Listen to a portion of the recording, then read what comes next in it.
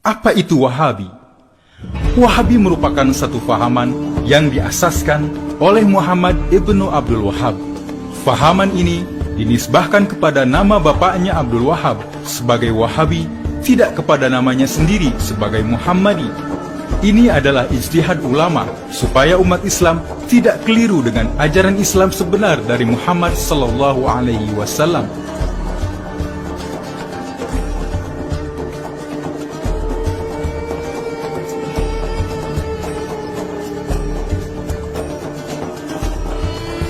Muhammad ibnu Abdul Wahab. Siapakah Muhammad ibnu Abdul Wahab? 1793, lahir di kampung Ainiyah, Najd, Arab Saudi.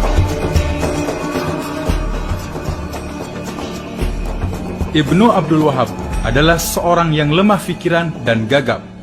Ayah dan abangnya sendiri menganggap dia sebagai anak yang tidak siuman.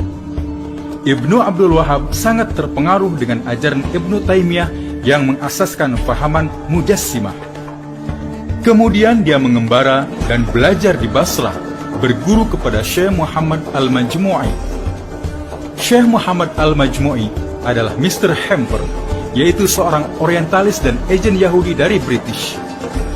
Dia adalah seorang pakar ilmu Islam berbahasa Arab, Turki, Parsi, dan telah lama mempelajari Islam di Turki dan Irak.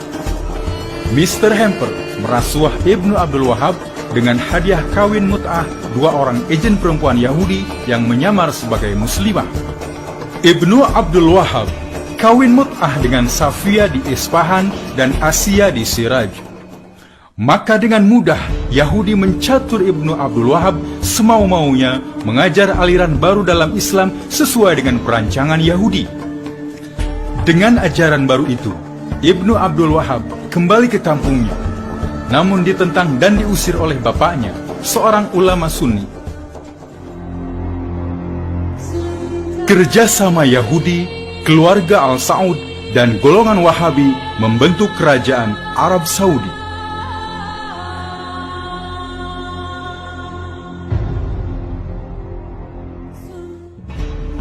Setelah diusir oleh ayahnya, Muhammad ibnu Abdul Wahab menyambung terus menyebarkan ajarannya itu ke seluruh Najd. Perjuangan Ibnu Abdul Wahab itu dipantau oleh Mr. Hamper dan disokong oleh kerajaan British. Ibnu Abdul Wahab membawa misi Yahudi kepada pemimpin-pemimpin Arab.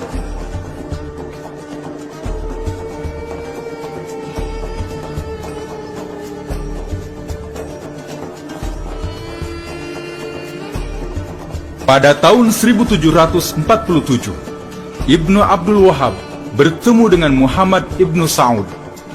Dia adalah keturunan Yahudi yang menguasai kawasan Duriyah. Ibnu Saud bersetuju dengan tawaran itu. Maka bergabunglah Ibnu Abdul Wahab dan Ibnu Al-Saud mengembangkan ajaran Wahabi. Di antara ajaran Wahabi ialah siapa yang tidak ikut Wahabi dianggap sesat, kafir, halal darah, dan hartanya dirampas.